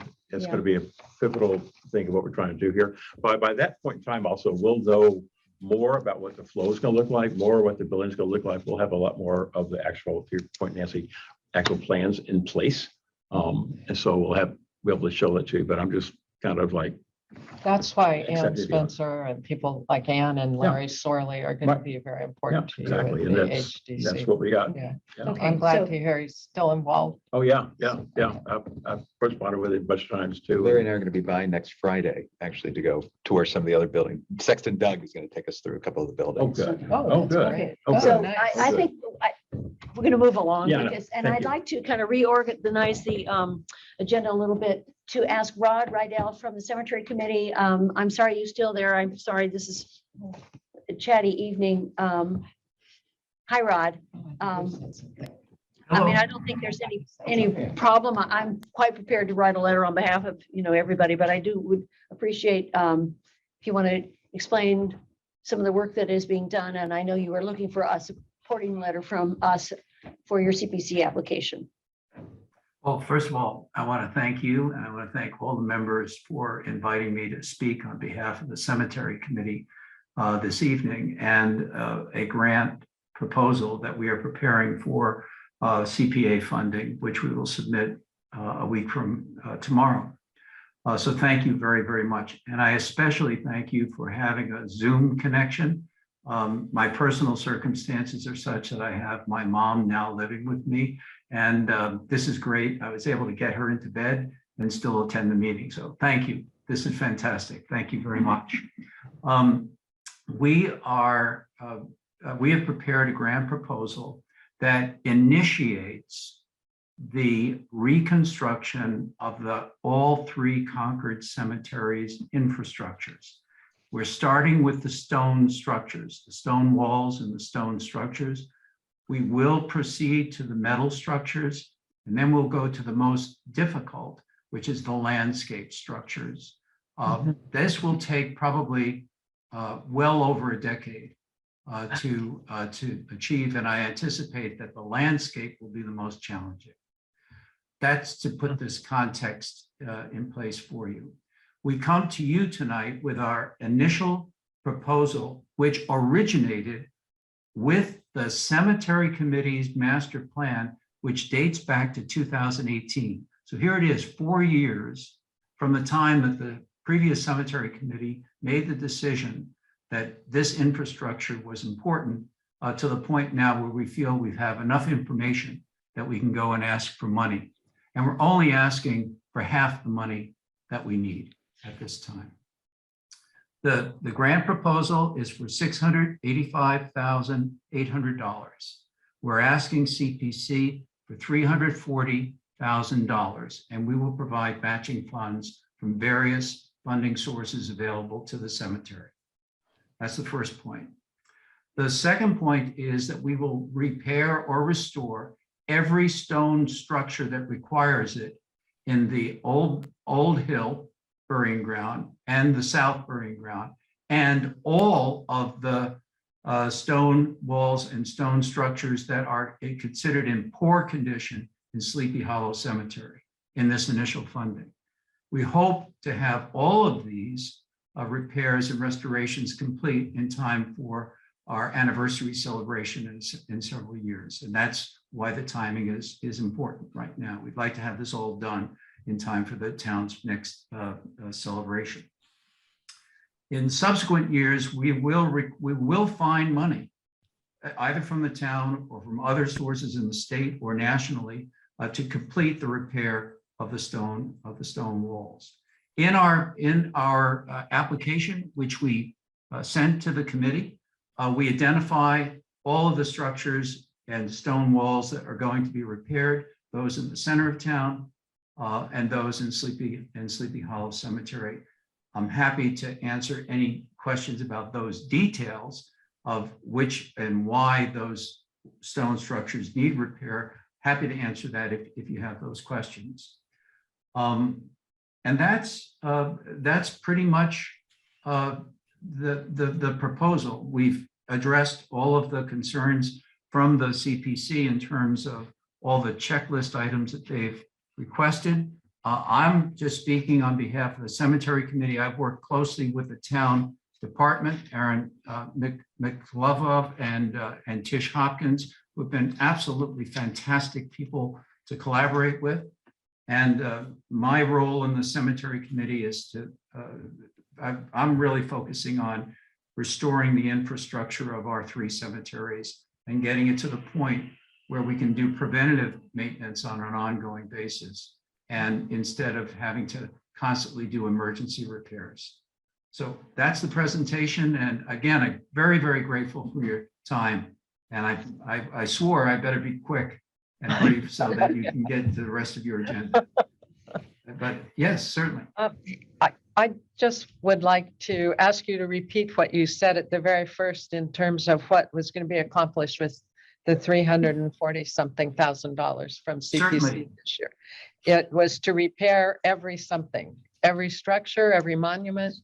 Yes, in our proposed project, we will be repairing all of the walls and structures in South Burying Ground and in Old Hill Burying Ground that are identified in our assessment as in poor or fair condition. So that's walls that need reconstruction. So we're taking every one of those that are in the center of town and repairing them or restoring them. Sleepy Hollow Cemetery has a large number of stone structures that are in fair condition, but we're only asking for money at this time to repair and restore the ones in Sleepy Hollow Cemetery that are in poor condition. So we'll Stone walls. Yeah, stone walls and several stone Sleepy structures. It's Sleepy. Yeah, you'll see. Okay. So Just so I understand, and for semantics, the stone structures include headstones or mausoleum stones, or is it just the structure of the cemetery itself? No, thank you for the question. This does not include headstones. Headstones are being repaired and restored as a separate budget item on an ongoing basis each year. And with the money that we have in our budget, we can get approximately 25 to 30 headstones repaired or restored each year. And that's what we're working on. And in fact, there's restoration work going on right now with monies that were allocated this year. No, these structures, some of these are stone structures that are walls or, as you said, mausoleum structures that required repair or restoration or repointing. But most of the work that we're doing that is being requested here is for stone wall repointing or total reconstruction. Any other questions? No, Here, you let wanna me see that though. Yeah. No, that's ambitious. I mean, I don't have any questions. I walk that cemetery several times a week. And I'm very proud to say that my son, I attributed working with Tish Hopkins and working in the cemetery when he was in high school to learn American literature. So it's a wonderful, I mean, gosh, we owe it to the American people. This is very important cemeteries, our 3 cemeteries. It really is a tremendous asset for the town and the nation. And we're going to try and be good stewards on the cemetery committee to assist the town in finding the resources that it needs to put in the appropriate repairs and restorations. Just trying to get ahead of the curve here and get to the point where after we get this work done on our stone structures and stone walls, we can go to an ongoing preventative maintenance, do a repoint quickly and keep the cemetery from falling into disrepair with stone structures. And then we'll repeat it. We'll be repeating the same process with the steel structures. So you'll probably hear from us in a few years asking for a letter of support about that. And then we have a really, really challenging task in terms of restoring the tree, the canopy, and the landscape, Really hard. which is going to be very, very challenging. And it's one of my, I'm a gardener, and it's one of my major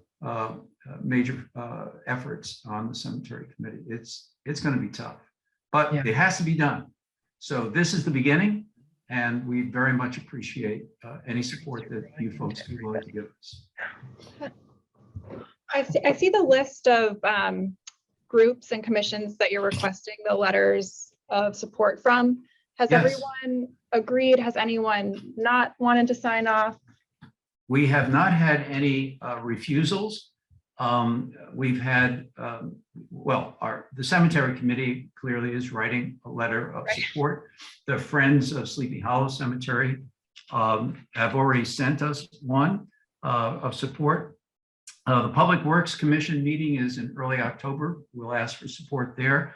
And then the Visitor and Tourism Services, I have yet to hear back from them.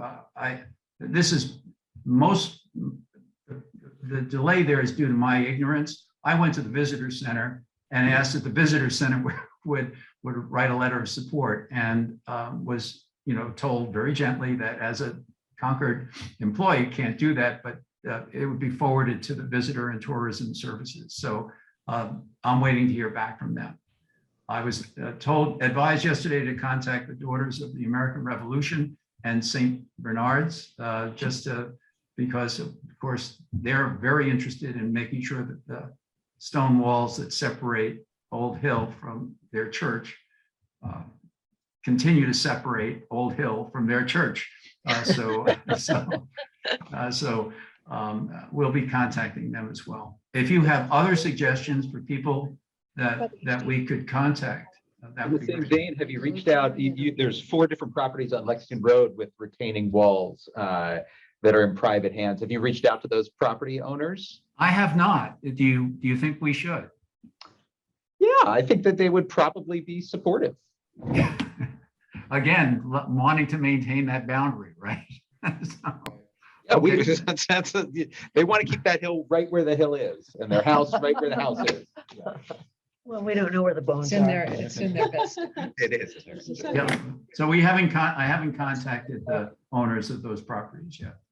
No, you can, it's clear that you can tell that I'm a rookie in this process. No, not at all, not at all. Well, thank you. I mean, if it's okay with everybody, I will write up something, if that's okay. Yeah. I mean, I think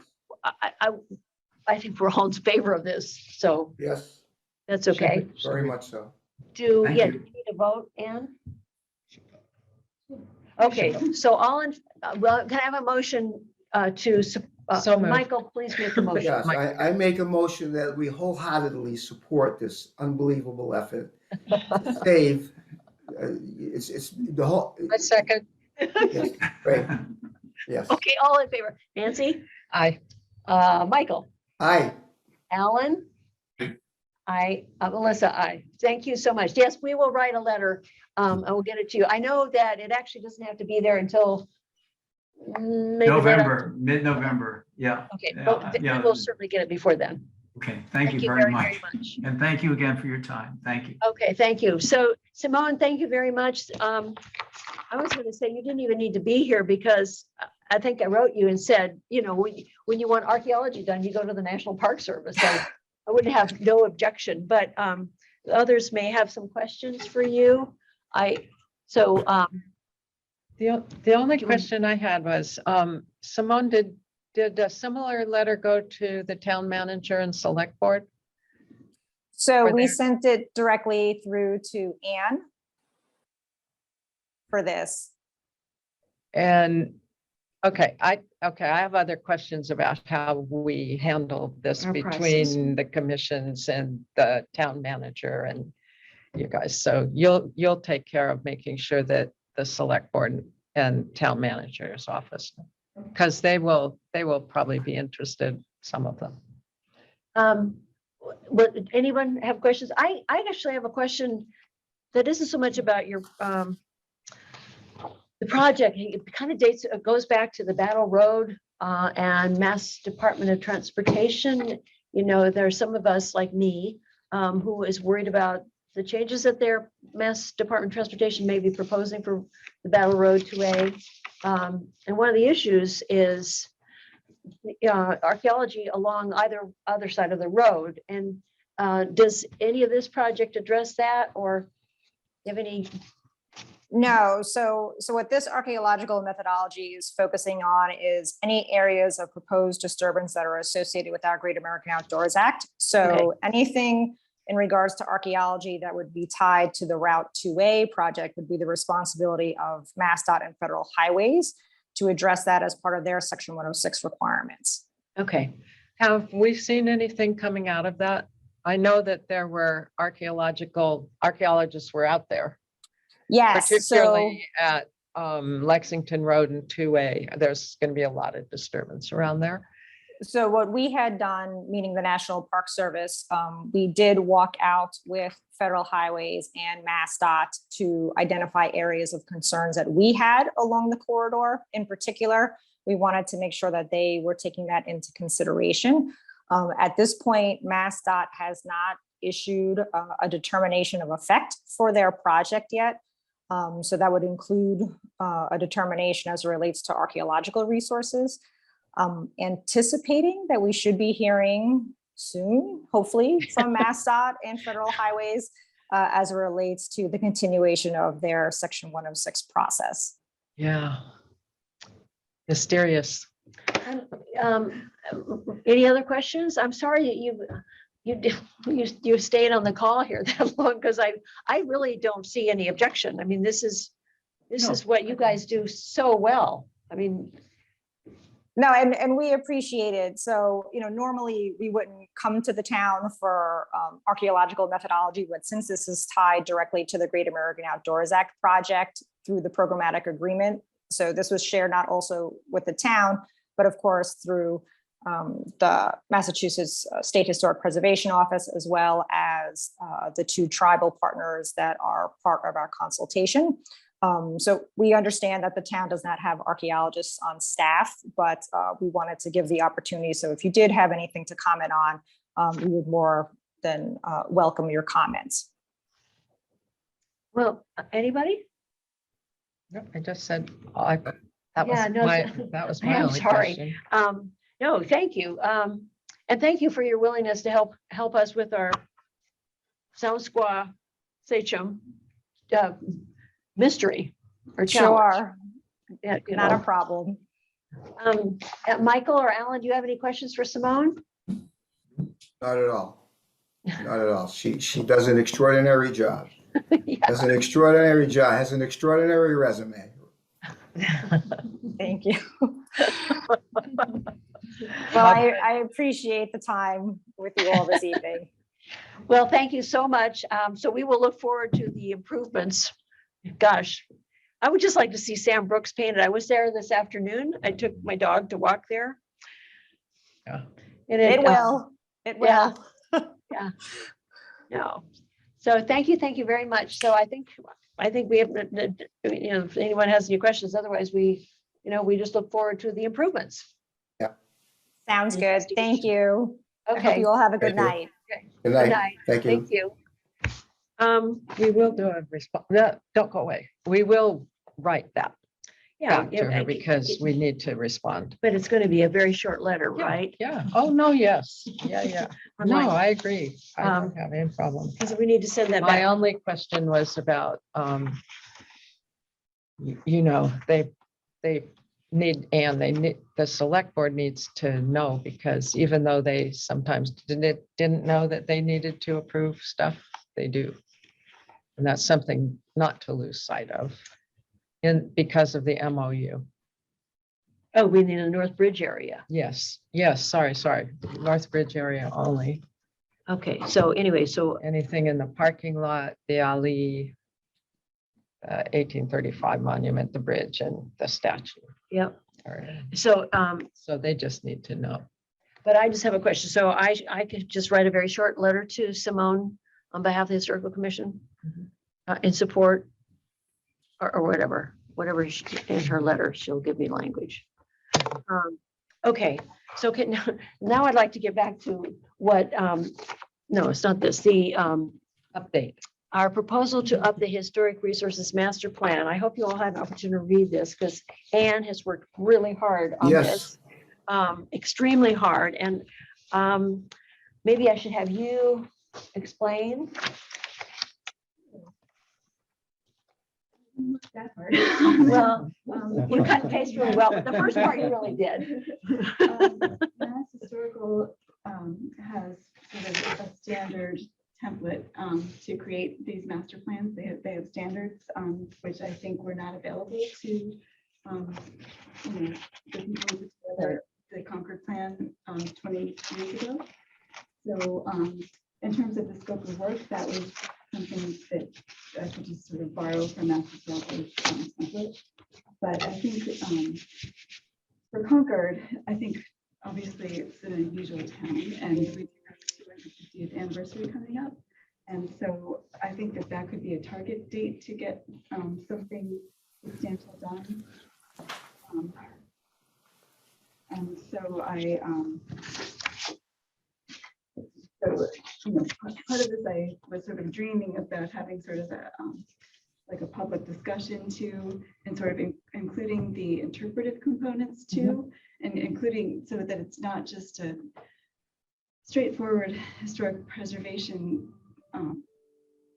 you know, List. right? Yeah. That we're considering the stories that they tell, Yeah, and yeah. the, you know, millions of visitors that are going to be coming, that already do come, but will especially will be coming on the 250th. And sort of how can we, as a commission, support the work of the visitor center by, you know, really including in the highlights some of the more diverse stories that have been lost. Yeah, that don't even. Yeah, and the other thing that Anne had pointed out to me early on, that really this was not much of a plan. There's language in here, but in fact, and this is something I asked whether Marcia, I don't know that the town has ever had a preservation plan. We have these different committees and commissions, we have different departments, but I'm not really aware of a plan. And I don't think even when this was developed that it became a template for action. Yeah. It was, it became a resource that where people were directed to it. But as far as what are they, you know, is there any archaeological work going to be done, or is there Or the any gaps. coordination Yeah. of things? None of that has happened. So that's why when Ann and I met with Marcia Rasmussen, she said, you know, really what you need is a plan. Not, and also part 2 would still be this concept of a web-based portal to historic resources, which would include maybe stuff that you and Bob are thinking about, but also all the town records that we have, that Nate Smith, the town archivist, what's in special collections. So that would be part 2. The first, What did I send you? It was from the Envision Concord Envision yeah, so Concord. plan. that's- That's very supportive of Yeah, this. so that's idea. totally, the idea is These guys referenced are- in this. Mhm. Or this. Anyway, so we also have identified, it's the same outfit that we talked with that woman, Jennifer Doherty, a company, an outfit, consulting firm, based in, I believe it's Pennsylvania, that have done a number of these preservation plans for communities throughout Massachusetts, and is totally supported by Mass Historical. That was one of the reasons that Oh, yeah. makes sense. So Yeah. in working with Marcia, the goal is to get this funded through CPC, and then get a match from Mass Historical, and Is however there a it's done, CPC number yet? 50,000, and that we would get 25 from the Mass Historical. So hopefully it'll be 25, right? So yes, so then we would. 50K and 25. So the from- project would be 25. We would, yeah, but we need to get the CPC funding support first. Yeah. Anyway, in this one outfit, so the goal will be to get them to be I don't know how this is done because you have to get bids. So I'm going to shut up because I don't know. We have an attorney here, so she might. At any rate, but that's what we're trying to achieve through this. Is that the standard working model now, to outsource and have these done professionally by people outside of communities? That's what MHC expects, yeah. Oh, yeah, but you know, Who among the prepared, things, was this one prepared in-house or was this one prepared 20 this years was ago? prepared in-house by Ann Forbes, but she's a professional. Uh-huh. She was did- hired, wasn't she was She hired. not town staff. She was not town staff. She relied on a lot of volunteer Uh-huh. that she trained. Mhm. But you know, one of the things we really want done right or better is a new history of Concord, and it to be inclusive. This whole discussion tonight about the Native American experience. There's nothing in here really about that. There's nothing about Black experience. And there's so much more that we know now that we didn't know or wasn't.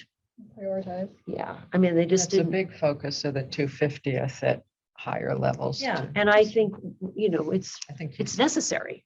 Yeah, my question was less about the what goes in it than just who writes it and what sort Yeah. of standard. Well, operating and even in procedures are. that case, I don't know who, I don't know how they find an historian because it needs Right. to be, I mean, it's not going to be something like Bob Gross's Right. level Right. or depth. There's a lot of unemployed history PhDs out there. I can tell you right now. But yes, $75,000 sounds like a great gig for somebody. Yeah.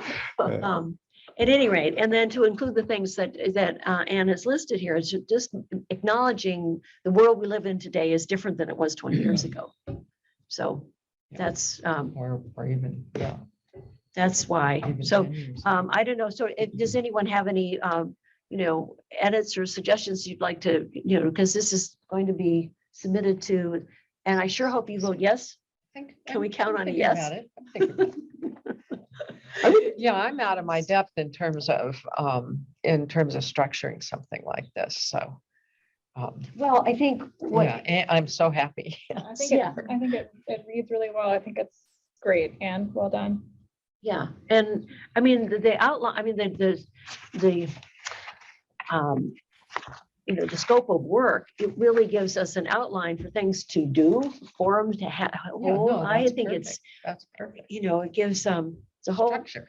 yeah, I love structure. Structure.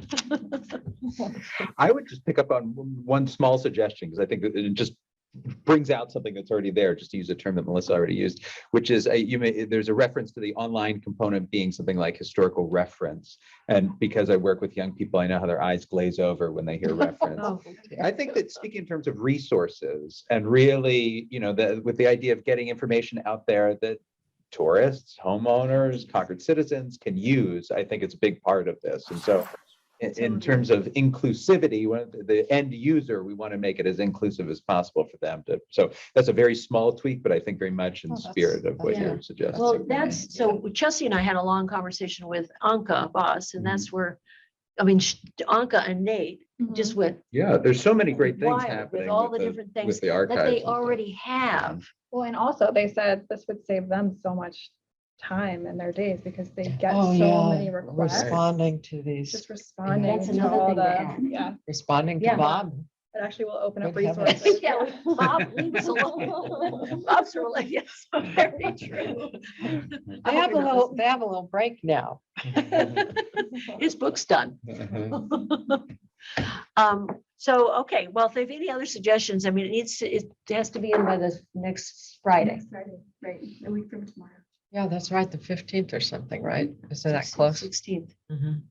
Trying to keep all these calendars. Yeah, in my yeah. head. Well, okay, so But any no comments sympathy from you from me. guys, Alan, Michael? No, The documentation was superlative. It was a great job. Great job. Yeah. Really. Okay. Well, thank you. That was Okay, easy. oh, well, I think the thing I don't know, administrative code, was this, maybe this wasn't clear. Oh. Is this what we're talking about, the Where is it? administrative code? It really, we didn't, I have it you have it? and I looked at it, but I didn't bring You it. know, the thing of it is, we had a long discussion about this about 2 or 3 years ago, and then Yeah. COVID hit and we never revisited it. I don't know. I thought it actually went to the town manager, but It might have. but you know, there's just, you know, sort of upheaval. So we never finally adopted this. But there's a couple of new things in this. Very, very recent things that I think Yeah. you've just put in. I did. Yeah, I don't have my. Oh, copies well, with me. you know, one thing. that- One relates to the update for the plan, I think, and another related to something else very recent and specific. One Maybe of the- Squassacham? No, it wouldn't be in here, but, Something- Yeah, Bring it up on the screen? I'm sorry. Should I bring it up on the screen? oh, yes, please. Oh, I can't read it. We'll hear you later. Yeah, I can read this. The better. one thing that we really would like to get clarified is It the was idea. highlighted, it was highlighted in the oral history. in the Word document. Yeah. So it's mine is not in Kind of color. updating that the oral history program is already up and running. Taking out this language, is that what you mean? Yeah, it was whatever was in red. Yep, and then there was There's something something else. about the associate members as well. That's the most Yes, important part. yes, That's at the yes. very Oh, beginning. yes, So that if yes. we do not have a quorum and we, Yeah. but we have of regular full Yeah. members, if an associate member is there, that they can, They can for vote. the evening, yes. And I thought that's clarified, that's in the first Yeah, paragraph. you change alternate to associate. And the It only currently other says up to thing- 2 alternate members. And you're and changing it to associate members. before, I don't know why I didn't have this in my. Sorry. So consult with and make recommendations to the town manager regarding conditions and long-term planning and use of the Wheeler Harrington House. That's one, okay. And use, so that refers to Marcia's charrette, I Which- think. Partly, Well, well, it brings to my mind the charrette. Okay. We'll make recommendations to NRC. Now, the thing that hasn't really happened yet in terms, and this is something we can just pay attention to, is the syncing of CHC with NRC. Because I think things have gone on with that house that we don't know. that I wish that the communication was better. I sat around a table and the idea was supposed to be that they would talk to the commission. And I don't know what changes have happened, but I know a lot of changes happened with the last tenant. Yeah, So, but but I don't know the sequence. But that's of a that. matter of communication. That doesn't, what you're suggesting isn't apropos of this, the language here. The language is, maybe are you not. suggesting the language needs to be changed? Because No, what I think we'd like to do is, no, okay. I'm not necessarily. okay, we would like to adopt this and request that it be sent to the town manager for approval. One really small nit is just that principal is spelled And 2 different ways. two different ways, yeah. Oh, It should, yes, it should, oh, yes, that in the first paragraph. Yes, oh, AL, please. Can't spell. I didn't write this. This is not me. So with that, that's a good change. Thank you. not mentioning any names. I did not do this. So with, it's changing principal to pal. Can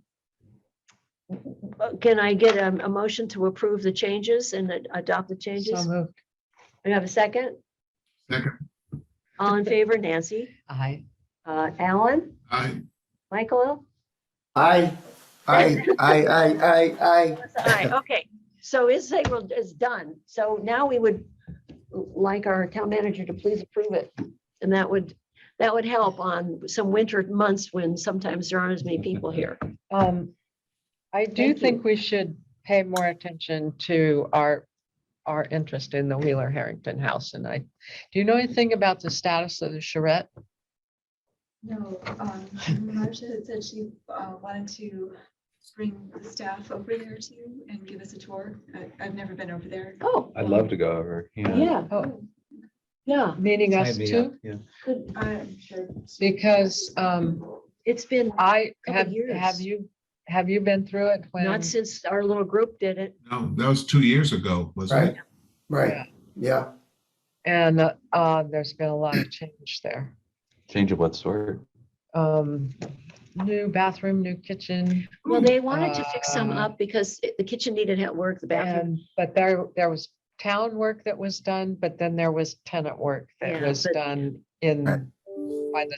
by the previous tenant and by the most recent tenant. And the tenants paid for this and did it Who themselves? knows? No, I think the town paid for the town stuff. I thought there The was no town tenant did anymore. pay for though. the town I thought he stuff. was gone. Oh, yeah, he's gone. So there's no tenant right now. No, no, Right, okay. no. Yeah. But the most recent tenant and the previous tenant to them, made a lot of Yeah. changes, So yes, if we could, if it's possible, it'd be like nice. sanding the floors. There was no any structural renovation work? I don't know. Building. Um, That they did something to. Pardon? Isn't there a second building on the property that they Well, there, did Mm. something to? There's a Oh, lean-to. the tenant had Took that- made improvements to the lean-to and That's right. then had a chicken coop and all he had kinds an of, arbor. and he or made an something, or a arbor pergola or something like with that. a, yeah, and moved around a lot of stone walls. We really need a visit. Yeah, okay, well, so we'll pay a visit. Okay, so Oh, there was a garden shed that was. current preservation restrictions, I don't, Very any was. site visits? Well, this is any, no. I haven't organized anything. Mine would be for the West Concord Depot, and I don't think the MBTA is gonna take much, pay attention to They've that. got other things now, things on their mind. Fires and, Yeah. God, what a nightmare. Is there a new lease out for that little cafe? I don't know. My understanding is that he's a tenant at will and a month-to-month lease, but I don't know that they're aggressively looking for a new I tenant. heard something about that. He's Maybe been there for we should ask. 27 years. I know, it could be so cool. You want me to go ask? Yes. Sure. Yeah, I know. Yeah, I mean, definitely. Yeah, I'm just curious. I don't know that he's made enough money there to finance his own improvements. And No. I think they kind of want him out, but they don't have somebody better. Well, he might be ready to go. I don't know. I heard something, I don't- but Alan will figure out. Yep, we'll get the scoop. Okay, thank you. It's a great building. Okay, so I think I would like to approve the minutes. Has everyone read the minutes? Yes, I Yeah. would never question Ann's minutes. Me either. Yes. Does anyone have any amendments or corrections to the minutes? No. So can I have a motion to approve the minutes of August 11th, 2022? I make a motion to approve the minutes of August. Thank you. Second, Second, all Okay, in favor, Nancy, I, Michael, Aye? Alan, Melissa, aye. We have to do this because we do Zoom. We could do it less formally, but because it's Zoom. we're still zooming. have to It's speak all up. right. Sorry. Okay, the It's minutes were nice to see approved. people. Thank you. So I think with that, You want a motion to adjourn? yeah, so the next meeting is, Oh. yes, in October. October the 2nd, Thursday. Yeah, here, I should have, October 13th. thank you, October 13th. So the next meeting will be also a hybrid meeting, I presume. Zoom and here. October 13th, Thursday, October 13th. So I also invite you all next Wednesday morning. We have another historic coffee or forum. I guess I'm going to change the title, historic forum, which is all through Zoom. But the folks from the Mass Audubon will be presenting, and the counter argument for the Friends of Brewster's Woods, and some other issues, I think, of interest. And then if anybody has any agenda items, Ryan and Bob will be talking I about knew there was something. the Concord homeowners. Yes, that space is as important as Yes, Minuteman National Park, yes. Got it. Anyway, so thank you. Yeah, in terms of unintended consequences. So with probably, that, yes. we're done. We Historic ended our homeowner. meeting. Yeah. So thank you, everybody. Good Good night. evening. Good night. Good night. Bye, everybody. Good night. Am I still being recorded?